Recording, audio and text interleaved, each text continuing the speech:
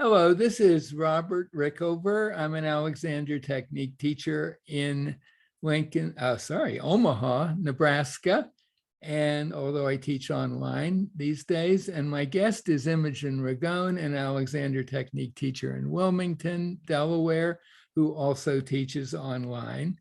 And Imogen's going to talk today about on the general topic, how does self-compassion relate to the Alexander technique? So I think the first two questions to ask you are first, what do you mean by self-compassion? And then what is the Alexander technique? Okay, well, we'll start with self-compassion because I think most people have an idea of it and they probably think in very simple terms that it's just being kind to yourself, looking after yourself, and that's great.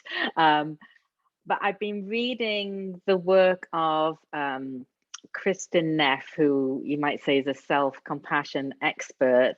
She's a professor at University of Texas, Austin, I think. I'm not sure. Don't have the book right by me, but she had written a work several years ago that was simply called Self-Compassion, which I read and enjoyed a lot. And recently, I've been reading her latest book, which is called Fierce Self-Compassion. There's a nice subtitle, which I don't have at my fingertips right now, but she really defines self-compassion through research as having three key elements. And those elements are kindness, so that's the kind of self-kindness, mindfulness, and common humanity, recognizing, you're human and part of the human, whatever's going on is not unique to you. Everybody experiences mistakes, problems, pains, everyone experiences suffering in some way, and we have that in common with the rest of humankind. And so these three elements are what together become self-compassion. Okay, and I'm sort of guessing that the mindfulness part maybe is somewhat a lead into. Well, I think that's Alexander the technique. main element, although I can see how all three tie in. But I think, yes, the mindfulness piece is maybe the key place that Alexander technique can relate. So just very brief definition of Alexander technique is that it's a way of moving and being in the world with more ease in your body and in your mind. So. Right. And Your whole self. In order to actually use the technique, you kind of have to have some mindfulness. You do indeed. Like a prerequisite, I would say. Yes, so the mindfulness piece is necessary because without awareness of what's going on, you can't bring yourself the kindness or the care or the actions that are needed to look after yourself if you're not even aware of them, right? So well, you could be a very kind person by nature. I'm just speculating here, but you could be a kind person, but if someone shows up, a friend of yours shows up with a really serious problem, you may not know how to react to that. You may be sort of in a. Oh, that's true too. And everything that we say about self-compassion really is true for compassion, but we're very much more oriented on especially the book that Kristin Neff just wrote was especially targeted at women and using the power of self-compassion, because I think women especially are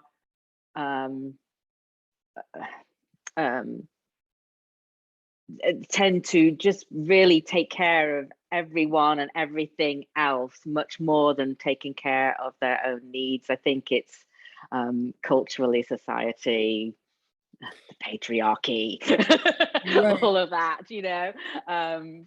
Right. Yeah. and there's probably some, biological reasons as well, maybe. Mhm. Right.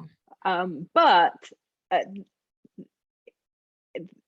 that's great, but not at the expense of your own well-being. And Alexander Technique is a super way of taking care of your own well-being in lots of ways, Mhm. and gives us this tool to even take care of ourselves kind of in the moment. We've talked in previous podcasts about how we can pause and how we can deliver specific thoughts that help us improve how we're experiencing our own function of our body, how we move, how much excess tension or not we have in our body, and Right. stuff like that. And that could be seen as definitely an act of self-care. And I think self-care and self-compassion go hand in hand. And yet my experience as a teacher of the Alexander Technique, and my experience myself when I first sought Alexander Technique, it was only when things got really bad that I went for Really? So help. you didn't see it as something for just everyday use?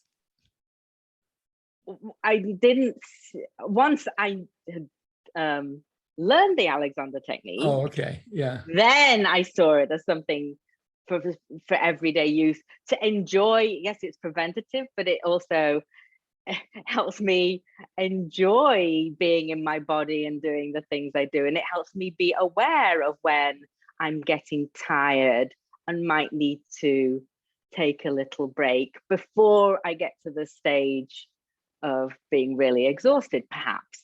It gives us more awareness. But before I had any Alexander experience, I was in really severe pain with my neck and was starting to try all sorts of things. But it got to the stage of feeling quite desperate to start seeking help for me.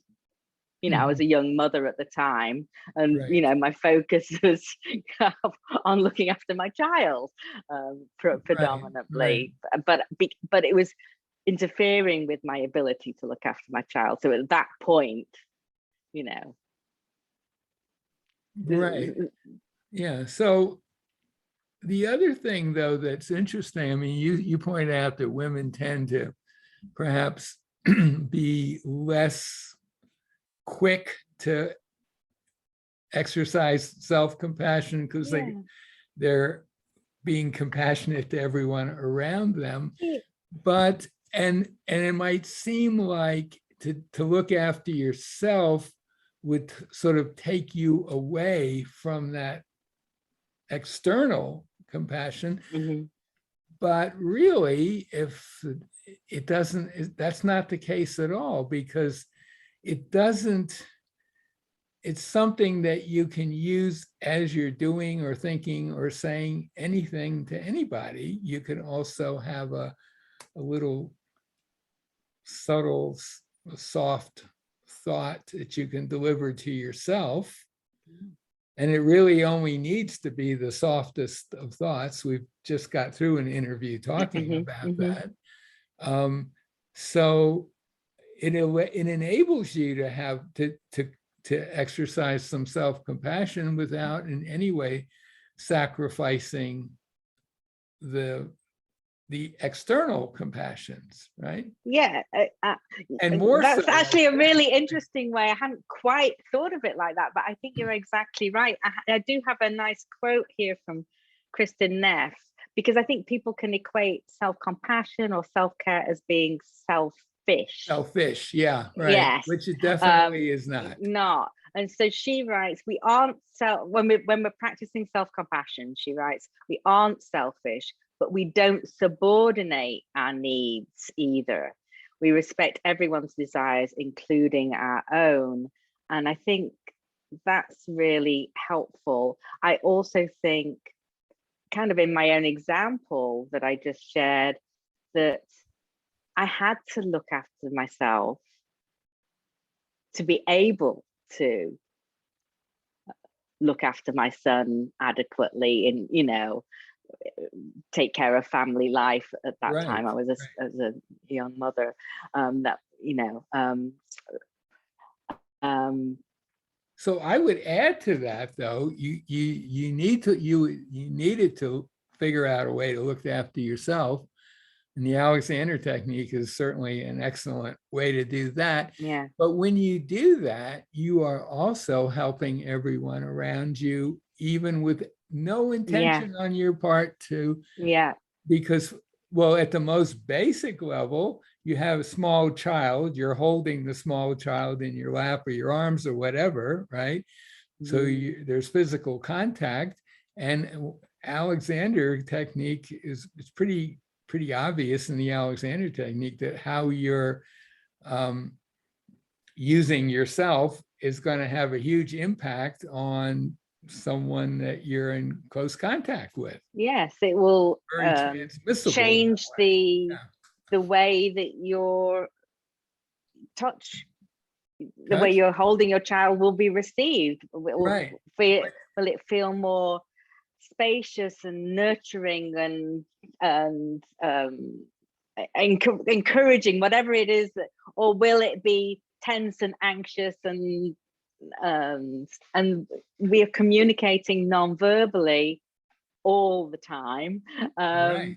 So if we're using Alexander to take care of ourselves in the moment, those, like you say, those even non-verbal signals that if you're in, you know, even across the internet, Even right? across, certainly doesn't You require, know, touch is great, but it doesn't require that.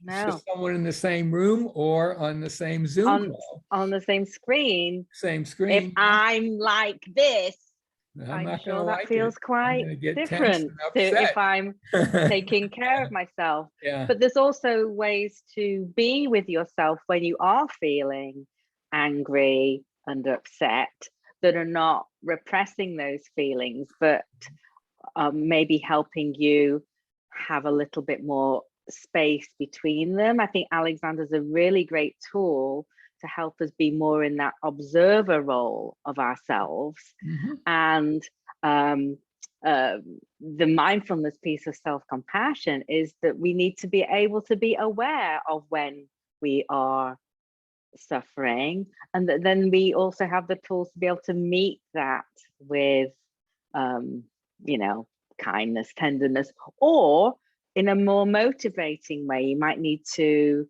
act in a ways that are to stand up for yourself, to protect, to provide.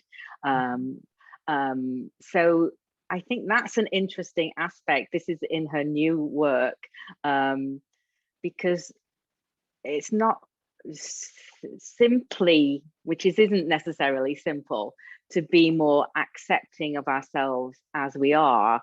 I actually also think Alexander's great for helping us learn to embrace mistakes and not being perfect as part of the process, and actually getting to enjoy them. And that, you know, usually people are not very good at being accepting of when they make a mistake. So there's Right. that And aspect of it too. well, I would say using the Alexander technique is a bit of an exercise in experimentation. Yes. And with any true experiment, there can be Then no mistakes, because exactly. let's do this and see what happens, and do this and see what happens. So the idea of making a mistake kind of fades away. Yeah. with And I that. think you can then start to relate that to other aspects of your life, Right, which right. is helpful. And I do think in Alexander that it relates to the mistakes, having this very kind of accepting and non-judgmental attitude towards yourself is helpful.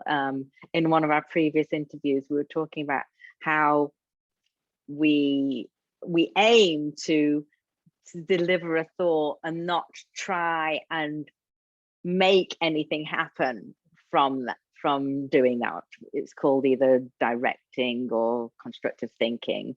Right. That's part of the Alexander Technique process. Right. And it's very easy to not do that. It sounds simple. It's very easy to try and help or it not have the result we want.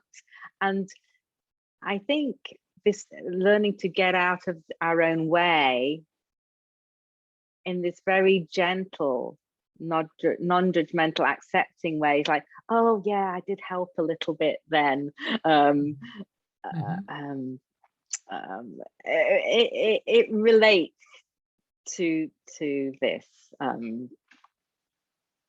Well, and to me, it, I mean, I tend, maybe because I'm an old-fashioned male, I don't really think about self-compassion a lot, but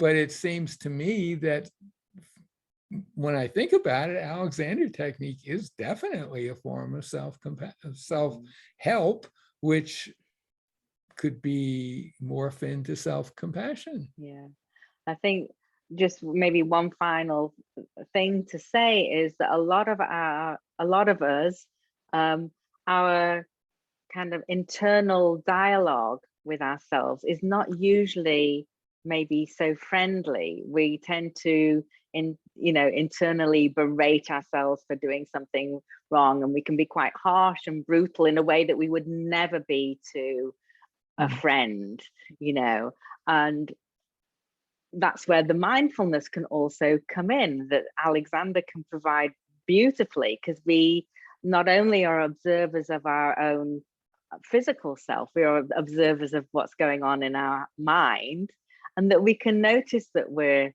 doing that. And we can make a different choice.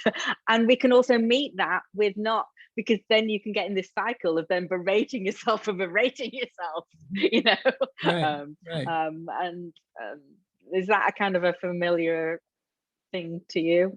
Oh yeah. Yeah. Absolutely. So, yeah. Well, is there anything else you want to say on this topic? Well, just one thing more related to that in a dialogue is